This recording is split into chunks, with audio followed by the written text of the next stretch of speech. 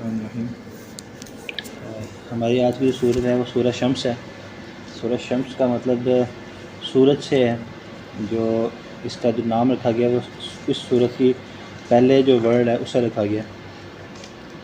اس سورت میں اللہ نے 7 قسمیں کھائی ہیں۔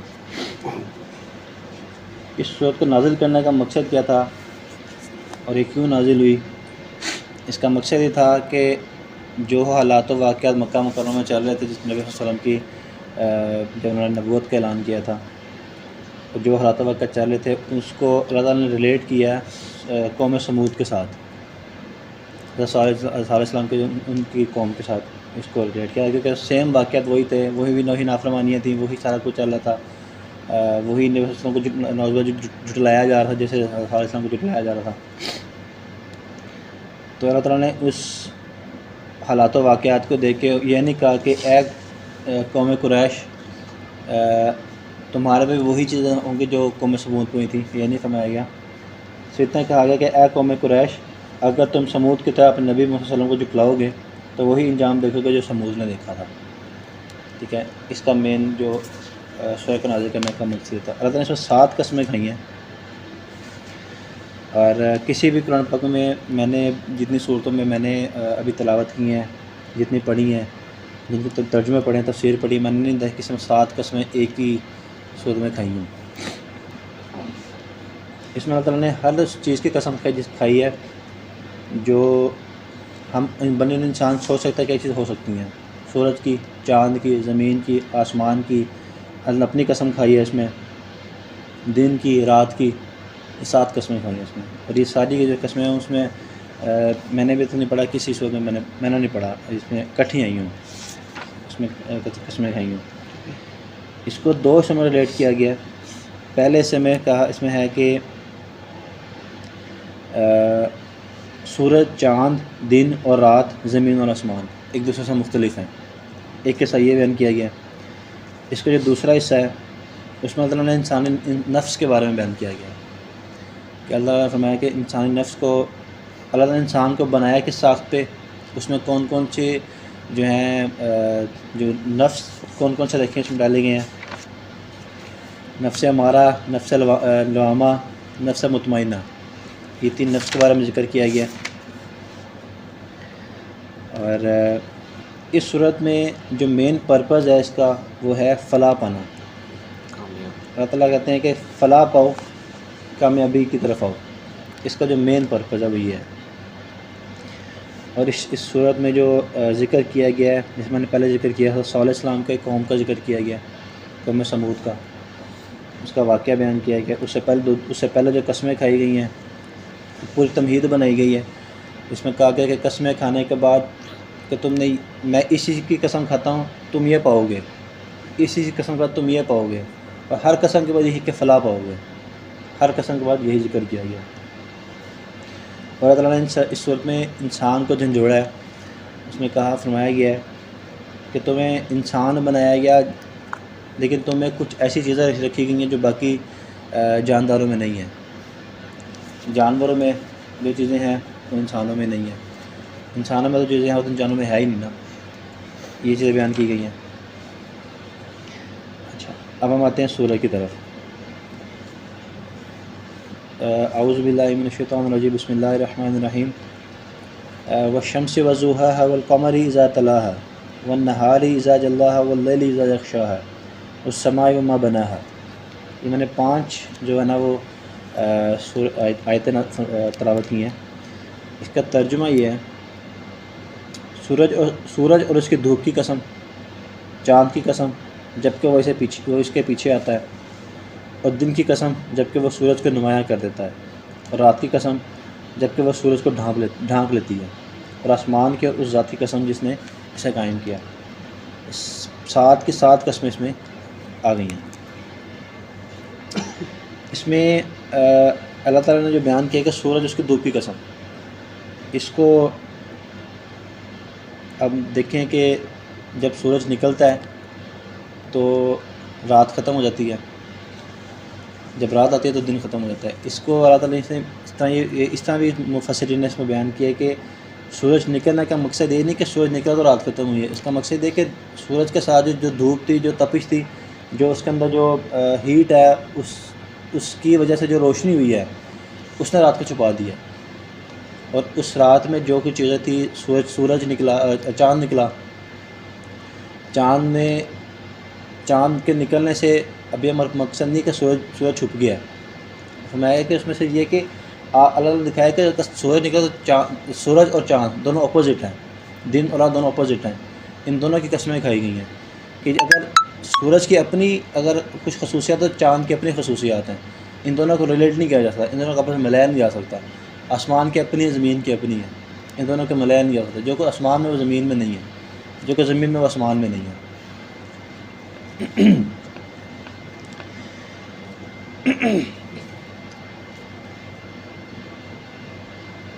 اس میں ایک چیز ہے کہ مفسرین کہتے ہیں کہ ان آیتوں کا مطلب یہ بیان کرتے ہیں کہ آسمان اس کے قائم کیے جانے کی قسم، زمین اور اس کے بچھائے جانے کی قسم، اور نفس اور اس کے ہموار کیے جانے کی قسم۔ یہ فرماتے ہیں کہ کچھ اس طرح سے یہ جو آیا ترجمہ لیا گیا وہ اس طرح نہیں بنتا جو کچھ مفسرین نے لیا گیا ہے، لیکن کچھ مفسرین کو یہ بھی کہتے ہیں کہ جس نے آسمان کو قائم کیا، جس نے زمین کو بچھایا، اور جس نے نفس کو ہموار کیا۔ اور کچھ جو مولانا مودودی ہیں اور کچھ جو مفسرین کے نزدیک دوسرا ترجمہ بہتر ہے اس چیز کے، کیونکہ اس کے آگے جو آ رہا ہے وہی آتا ہے کہ پھر اس کی ابدی اور اس کی پرہیزگاری اس پر الہام کر دی گئی۔ یہ جو اصل اس کا تھا وہ یہ تھا کہ اس کا ترجمہ یہ لیا گیا اس میں، اور یہاں پہ جو بیان کیا گیا کہ ہموار کر دی گئی، کس چیز کو ہموار کر دیا گیا، اس میں بیان کیا کہ اس انسان کو جو اللہ تعالیٰ نے جو صلاحیتیں دی ہیں، اس کے دماغ کے حساب سے، اس کے چکھنے کے حساب سے، سونگھنے کے حساب سے، اس کے بازو، ہاتھ، پاؤں، سارا کچھ دیا گیا ہے۔ کہتے ہیں اس کی بنا پر اس کو علم دیا گیا۔ الہام سے مطلب ہے کہ ہر انسان نے، ہر جاندار میں اللہ تعالیٰ نے کچھ نہ کچھ الہام کی صورت میں کچھ صلاحیتیں رکھی ہیں، کچھ سوچ رکھی ہے۔ انسان اپنے فیوچر کے بارے میں سوچتا ہے، انسان اپنے جاندار ہے، کوئی بھی جاندار ہے، کسی بھی جانور کے لے لیں تو وہ جانور جو ہے وہ اپنے بچوں کی حفاظت کیسے کرتا ہے؟ اللہ تعالیٰ نے اس کو سوچ رکھی ہے تو حفاظت کر سکتا ہے وہ۔ جیسے ایک مثال دیتے ہیں، ایک بچہ پیدا ہوتا ہے جب بچہ پیدا ہوتا ہے اسے تو نہیں پتا کہ میں نے فیڈ کہاں سے کرنا ہے، کیسے کرنا ہے۔ اللہ تعالیٰ نے اس بچے کو ایک چیز فیڈ کی ہے کہ آپ نے اس طرح فیڈ کرنا ہے۔ یہ اللہ تعالیٰ نے ایک انسان میں خصوصیت رکھی ہے۔ انسان میں اللہ تعالیٰ نے اسے قوت فکر دی ہے، قوت استدلال دی ہے، قوت خیال دی ہے، قوت حافظہ دی ہے، ٹھیک ہے۔ یہ اس کا مطلب ہے کہ ہموار کرنا یہ ہے۔ اس میں اس کا فرمایا گیا کہ پیدائشی گناہ گار اور جبری بدمعاش بنا کر اللہ تعالیٰ نے پیدا نہیں کیا انسان کو اللہ تعالیٰ نے راستہ فطرت پہ پیدا کیا۔ فطرت یہ ہے کہ انسان جو ہے وہ اپنی فطرت پہ پیدا ہوا ہے۔ فطرت کیا ہے؟ دین اسلام ہے۔ انسان اپنے دین اسلام میں پیدا ہوا ہے، وہ آگے جا کے جو اس کے ماں باپ ہیں، اس کا جو معاشرہ جو جس کلچر میں وہ پروان چڑھتا ہے، اس کلچر میں یہ ہوتا ہے کہ وہ پھر اس کو اس دین سے ہٹا دیتے ہیں، کیونکہ کئی احادیث بھی اس میں ہیں کہ نبی صلی اللہ علیہ وسلم کا فرمان ہے کہ کوئی بچہ ایسا نہیں جو فطرت کے سوا کسی اور چیز پر پیدا ہوتا ہے، پھر اس کے ماں باپ اسے یہودی یا نصرانی یا مجوسی بنا دیتے ہیں۔ یہ ایسا ہی ہے جیسے جانور کے پیٹ سے پورا کا پورا صحیح و سالم بچہ پیدا ہوتا ہے، کیا تم ان میں سے کسی کا کان کٹا پاتے ہو؟ کسی کا کان کٹا ہو، کسی کا ناک کٹا ہو، کسی کا، حالانکہ یہ جو ہیں یہ بعد میں سارے کیے جاتے ہیں اور سارے کام کیے جاتے ہیں۔ اور ایک اور اس میں یہ فرماتے ہیں، اللہ فرمان ہے، میرا رب فرماتا ہے کہ میں نے اپنے تمام بندوں کو حنیف صحیح فطرت پیدا کیا تھا، پھر شیاطین نے آ کر ان کو ان کے دین یعنی ان کے فطری دین سے گمراہ کر دیا، اور ان پر وہ چیزیں حرام کر دیں جو میں نے ان کے لیے حلال کی تھیں، اور ان کو حکم دیا کہ میرے ساتھ ان کو شریک کریں جس کے شریک ہونے پر میں نے کوئی دلیل نازل نہیں کی۔ مطلب اللہ تعالیٰ کو ان میں شریک کر دیا۔ اب ہندو جو بھگوان وغیرہ کرتے ہیں، شریک ہی کرتے ہیں، وہ بھی مانتے وہ بھی ہیں لیکن کسی اور طریقے سے مانتے ہیں۔ اچھا، اب اس میں ہے پہلے میں نے 5 آیتیں کا ترجمہ کیا تھا، میں باقی ترجمہ کرتا ہوں۔ والارض وما طحاها ونفس وسواها فألهمها فجورها وتقواها قد افلح من زكاها وقد خاب من دساها۔ صحیح میں نے سارا اس میں بیان کیا میں نے اس میں ایک زمین کی اور اس ذات کی قسم جس نے اسے بچھایا، مطلب راہ ہموار کی اس میں، اور نفس انسانی کی اور اس ذات کی قسم جس نے اسے ہموار کیا، پھر اس کی بدی اور اس کی پرہیزگاری اس پر الہام کر دے۔ یقیناً فلاح پا گیا وہ جس نے نفس کا تزکیہ کیا، اور نامراد وہ جس نے اس کو دبا دیا۔ اب اس میں جو ہے وہ بدی اور پرہیزگاری اس پر الہام کر دی گئی۔ اللہ تعالیٰ نے جب انسان کی تخلیق کی تو اس میں اللہ تعالیٰ نے اس میں دو خمیر رکھے، اچھائی کا بھی برائی کا بھی۔ اللہ نے اس میں تمیز کر دی کہ اچھائی کیا برائی کیا۔ جو شخص اپنے نفس پہ قابو پا گیا، جس شخص نے اچھائی کو اپنا لیا وہ فلاح پا گیا، جو شخص اس کا اپوزٹ گیا وہ خسارے میں رہا، اس کو نقصان ہوا۔ اس میں جو الہام کا لفظ لہم سے نکلا ہے، اس کا معنی نگلنے کے ہیں۔ جیسے میں نے بتایا کہ اللہ تعالیٰ نے ہر انسان کی جو تصورات و تخلیق کیا ہے اس میں اخلاق کی کچھ چیزیں رکھی ہیں، کچھ برائی کی رکھی ہیں۔ اس لیے اسی طرح اللہ تعالیٰ نے بھلائی رکھی ہے اس میں، اس کی پیدائش میں، کہ اس کو خیر و شر کی دونوں چیزیں بتا دی گئیں۔ جیسے یہاں پہ سورہ بلد میں فرمایا گیا کہ اور ہم نے اس کو خیر و شر کے دونوں نمایاں راستہ دکھا دیے۔ سورہ دہر میں ہے کہ ہم نے اس کو راستہ دکھا دیا، خواہ شاکر بن کر ہے یا کافر بن کر ہے، انسان کے اپنے اس پہ۔ لیکن اس خواہ شاکر بن کر ہے یا کافر بن کر ہے کا مطلب یہ ہے کہ اللہ تعالیٰ نے انسان کو اپنے اس پہ چھوڑ دے کہ یار تمہیں دونوں راستے بتا دیے ہیں، تمہیں دونوں راستے دکھا دیے ہیں، تم پہ اللہ تعالیٰ نے اپنے نبی بھیج دیے، بتا دیے یہ راہ راستہ، یہ راہ نجات ہے، اور یہ راہ جو آپ کی یہ نقصان دے گا آپ کو۔ اس کے باوجود بھی اگر انسان اس چیز پر عمل نہ کرے تو پھر انسان فلی خسارے میں ہے۔ اس میں ایک آیت کا ترجمہ تھا، اور نفس انسانی کے اس ذات کی قسم جس نے اس کو ہموار کیا۔ اس میں نفس انسانی جو ہے وہ یہ اس میں تھا کہ اللہ تعالیٰ نے جب انسان کو تخلیق کیا، کسی بھی جانور کو تخلیق کے خل سے انسان کے بعد نہیں کروں گا، سارے جانور اللہ تعالیٰ نے تخلیق کیے، تو اس کی ساخت عطا کی پھر اس کی قرار دکھائی۔ جسے میں بھی ذکر کیا کہ کسی بھی جانور کو، جو جانور ہے وہ اپنی کسی بھی بچے کی حفاظت کیسے کرتا ہے، وہ اللہ تعالیٰ اس کو سوچ دی ہوئی ہے، ایک اس کو دیا تو اس کو اسی کی بیس پر حفاظت کرتا ہے کہ اس کو تو نہیں پتہ نا کہ میں نے حفاظت کیسے کرنی بچے کی۔ اللہ تعالیٰ نے اس میں ایک خاصیت، ایک خصوصیت رکھ دی جس کے بنا پہ وہ اس کو جو ہے نا وہ حفاظت کرتا ہے۔ الہام جس کو ہم الہام کہہ سکتے ہیں کہ اس کو ایک شعور عطا کر دیا اللہ تعالیٰ نے کہ تو نے یہ کرنا ہے۔ اب شاید کی مکھی ایک چھتا کیسے بناتی ہے اس کو تو نہیں پتہ، اللہ تعالیٰ نے اس میں ایک خصوصیت رکھ دی چھتا بنانے کی، وہ بناتی ہے وہ۔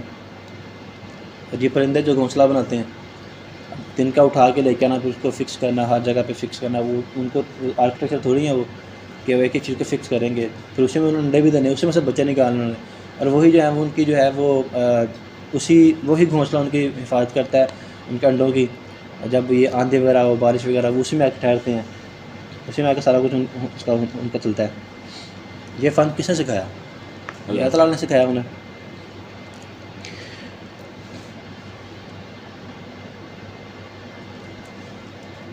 اچھا، اب اس میں ایک اور چیز ہے جو یہاں پہ ذکر کی گئی تھی کہ یقیناً فلاح پا گیا وہ جس نے نفس کا تزکیہ کیا، اور نامراد ہے وہ جس نے اس کو دبا دیا۔ اس میں فرمایا کہ یہ ہے وہ بات جس پر ان چیزوں کی قسم کھائی گئی ہے جو اوپر کے آیات میں مذکور ہیں۔ اب غور کیجئے کہ وہ چیزیں اس پہ کس طرح دلالت کرتی ہیں۔ جیسے ایک طرف سورج ہے، دوسری طرف چاند ہے۔ سورج کی روشنی نہایت تیز ہے، اس میں گرمی بھی بہت ہے، اس کے مقابلے میں چاند اپنے کوئی روشنی نہیں لکھتا، ٹھیک ہے۔ سورج کی موجودگی میں وہ آسمان پہ موجود بھی ہو تو بھی بے نور ہوتا ہے، مطلب اللہ تعالیٰ نے اس لیے قسم کھائی کہ وہ اتنا پاورفل ہے کہ جتنا جیسے قیامت کے دن ہوتے ہے سورج سوا درجے پہ آ جائے گا، انسان کو تو ویسے ہی وہ جو ہے وہ ختم ہو جانا ہے کہ اتنی تپش اس پہ ہوگی۔ اور سورج کی موجودگی میں وہ آسمان پر موجود بھی ہو تو بے نور ہوتا ہے، وہ اس وقت چمکتا ہے جب سورج چھپ جاتا ہے، اور اس وقت بھی جب اس کی روشنی اتنی تیز ہوتی ہے کہ رات کو دن بنا دے، اور نہ اس میں کوئی گرمی ہوتی ہے کہ وہ کام کر سکے، سورج کی گرمی کرتی ہے۔ اب اس میں ہے کہ جو آخری آیت تھی ترجمہ تھا کہ فلاح پا گیا وہ شخص جس نے نفس کا تزکیہ کیا اور نامراد جس نے دبا دیا۔ اس میں یہ کہ اپنے نفس کا تزکیہ کرے وہ فلاح پائے، دوسرے کا جو ہے وہ یہ کہ اپنے نفس کا دبا کر وہ نامراد ہوا۔ اب تزکیہ سے مراد ہے کہ پاک کرنا، تزکیہ سے مراد ہے کہ پاک کرنا اور ابھارنا، اس میں نشو و نما دینا۔ اب اس میں جو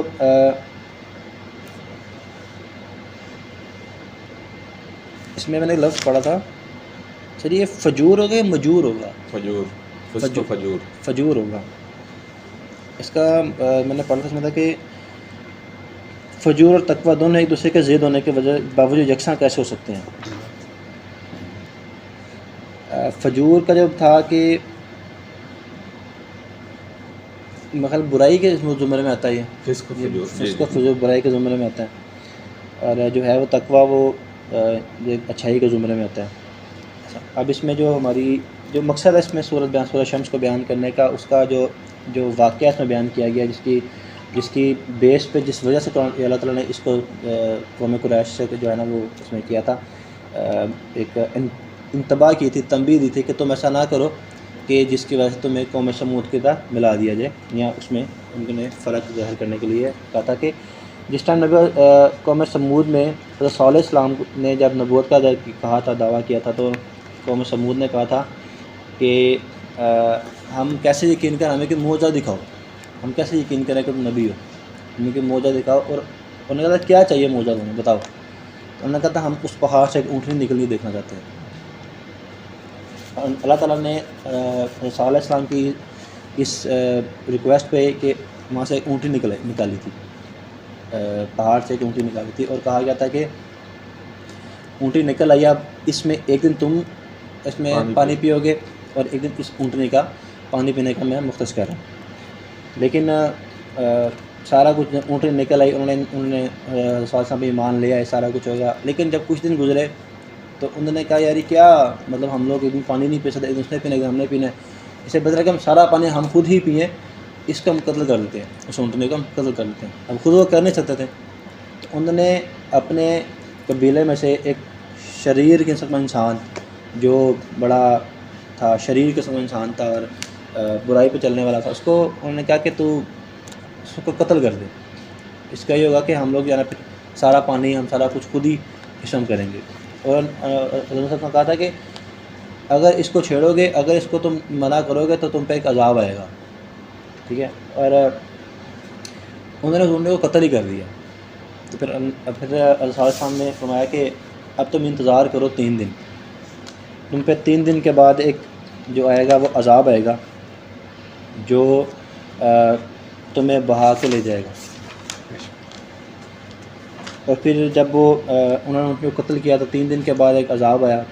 عذاب جب آیا تو وہ انہوں نے کہا کہ تو اپنے گھروں میں محصور رہو گے. عذاب آیا تو جو ہے وہ سارے پوری کی پوری کو غرق ہو گئی. لیکن اس میں ایک اور چیز بھی ہے کہ اس میں ہے کہ والا یخاف عقباہا، اس میں اس آیت کا ترجمہ یہ ہے کہ اسے اپنے اس فعل کے کسی برے نتیجے کا کوئی خوف نہیں ہے.